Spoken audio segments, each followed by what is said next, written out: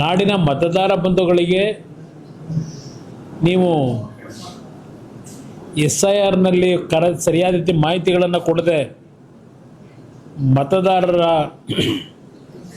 ಲಿಸ್ಟ್ನಿಂದ ಹೊರಗೆ ಹೋದರೆ ನಿಮಗೆ ಯಾವುದೇ ರೀತಿಯ ಸರ್ಕಾರದ ಏನು 5 ಗ್ಯಾರಂಟಿ ಯೋಜನೆಗಳಿದೆ ಎಲ್ಲದರಿಂದ ನೀವು ವಂಚಿತರಾಗ್ತೀರಿ.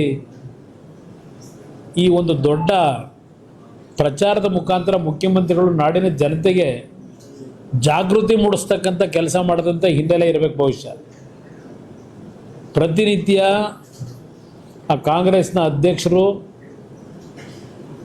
ಕಾಂಗ್ರೆಸ್ನ ಮುಖಂಡರುಗಳು SIRನ ಒಂದು ವಿಷಯದಲ್ಲಿ ಅತ್ಯಂತ ಕಟುವಾದ ಪದಗಳಿಂದ ಮಾತನಾಡ್ತಕ್ಕಂಥದ್ದೇನಿದೆ ಬೇರೆ ರಾಜ್ಯಗಳಲ್ಲಾಗಿರ್ತಕ್ಕಂಥದ್ದು. ಇವತ್ತು ಮುಖ್ಯಮಂತ್ರಿಗಳ ಪ್ರೇರಣೆ ಇರಬೇಕು ಅಂತ ಕಾಣಿಸ್ತದೆ ಅಂತ ಅದಕ್ಕೆ ಹೇಳಿದೆ. ರಾಮನಗರದಲ್ಲಿ ಈ BLOಗಳು ಚೌಲ್ಟ್ರಿಗಳಲ್ಲಿ ಕೂತ್ಕೊಂಡು ಸಾವಿರಾರು ಜನಗಳನ್ನು ಅಲ್ಲಿ ಕರೆಸಿ ಈ ಒಂದು ಮಾಹಿತಿಗಳನ್ನು ಚೌಲ್ಟ್ರಿ ಕೂತ್ಕೊಂಡು ಏನು ಮಾಡ್ತಾ ಇದ್ದಾರೆ, ಪ್ರತಿ ಮನೆಗೆ ಹೋಗಬೇಕಾದಂಥದ್ದು ಆ BLOಗಳ ಒಂದು ಕರ್ತವ್ಯ ಇರ್ತಕ್ಕಂಥದ್ದು. ಆದರೆ ಇವತ್ತು ರಾಮನಗರದಲ್ಲಿ ಒಂದು ಕೋಮಿಗೆ ಸಂಬಂಧಪಟ್ಟವರನ್ನು ಇವತ್ತು ಆ ಫೇಕ್ ಐಡಿಗಳು ಇರ್ತಕ್ಕಂಥವರು ಬಹುಶಃ ಬಾಂಗ್ಲಾದೇಶದಿಂದ ಬಂದಂಥವರು ಭಾಳ ಜನ ಇದ್ದಾರಲ್ಲಿ. ಏನು ಪ್ರತಿನಿತ್ಯ ಚರ್ಚೆ ಮಾಡ್ತಾರೆ ಬಾಂಗ್ಲಾದೇಶದ ನಿವಾಸಿಗಳ ಬಗ್ಗೆ. ಕನಿಷ್ಠ ಒಂದು 8ರಿಂದ 10,000ಕ್ಕೂ ಹೆಚ್ಚಿನ ಸಂಖ್ಯೆಯಲ್ಲಿ ರಾಮನಗರದಲ್ಲಿ ಇವತ್ತು ಇವ್ರನ್ನೆಲ್ಲರನ್ನೂ ರಕ್ಷಣೆ ಕೊಟ್ಕೊಂಡು ಇಟ್ಕೊಂಡಿದ್ದಾರೆ. ರಾಮನಗರ, ಚನ್ನಪಟ್ಟಣ ಭಾಗದಲ್ಲಿ. ಇಲ್ಲಿ ರಾಮನಗರದಿಂದ ನಮ್ಮನ್ನು ಖಾಲಿ ಮಾಡಿಸಿದ್ದೇನೆ ಅಂತಕ್ಕಂಥ ನೆನ್ನೆ ಮಾತೇನು ಹೇಳ್ತಾರೆ. ನನ್ನನ್ನು ಖಾಲಿ ಮಾಡಿಸ್ಲಿಕ್ಕೆ ಆಗಲ್ಲ, ನನ್ನ ಮತ ಇರೋದೇ ರಾಮನಗರದಲ್ಲಿ.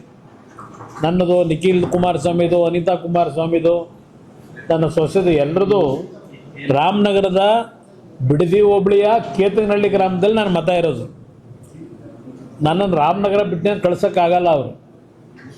ಮುಂದೆ ದಿನಗಳು ಅದು ಬೇರೆ ವಿಷಯ ಚರ್ಚೆ ಮಾಡೋಣ. ಆದರೆ ಮುಖ್ಯಮಂತ್ರಿಗಳೇ, ನಿಮಗೇನಾದರೂ ನೈತಿಕತೆ ಇದ್ದರೆ, ಸ್ವಲ್ಪ ಗೌರವ ಇದ್ದರೆ ಜನಗಳ ಬಗ್ಗೆ, ಇಲ್ಲೇನು ನಡೀತಾ ಇದೆ ರಾಮನಗರದಲ್ಲಿ, ಯಾರ ಕಾರಣ ಇದಕ್ಕೆ, ಈ ರೀತಿಯ ಕಳ್ಳ ಮತದಾನ ಮಾಡ್ತಕ್ಕಂಥದ್ದಕ್ಕೆ, ಕಳ್ಳ ಮತಗಳನ್ನು ಸೃಷ್ಟಿ ಮಾಡಲಿಕ್ಕೆ ಇವತ್ತು ಇಂಥ ಕೆಲಸ ನಿಮ್ಮಿಂದ ಏನಾಗ್ತಿದೆ, ನಿಮ್ಗೆ ಯಾವ ನೈತಿಕತೆ ಇಟ್ಕೊಂಡು ಮಾತಾಡ್ತಾ ಇದ್ದೀರಿ, ಇದನ್ನು ನಾನು ಪ್ರಶ್ನೆ ಮಾಡಲಿಕ್ಕೆ ಬಯಸ್ತೀನಿ. ನಾಡಿನ ನಮ್ಮ ರಾಜ್ಯದ ಚುನಾವಣಾಧಿಕಾರಿಗಳಿರ್ಬೋದು, ಕೇಂದ್ರದ ಚುನಾವಣಾಧಿಕಾರಿಗಳಿಗೂ ಇವತ್ತು ರಾಮನಗರದಲ್ಲಿ ಏನಾಗ್ತಾಯಿದೆ ಇದರ ಬಗ್ಗೆ ಜಿಲ್ಲೆಯೆಲ್ಲ ಬಹುಶಃ ಕರ್ನಾಟಕದಲ್ಲೇ ಆಗ್ತಾ ಇರ್ಬೋದು. ಇದು ಒಂದು ನಮ್ಮ ಮುಂದೆ ಸಿಕ್ಕಿರ್ತಕ್ಕಂಥದ್ದು.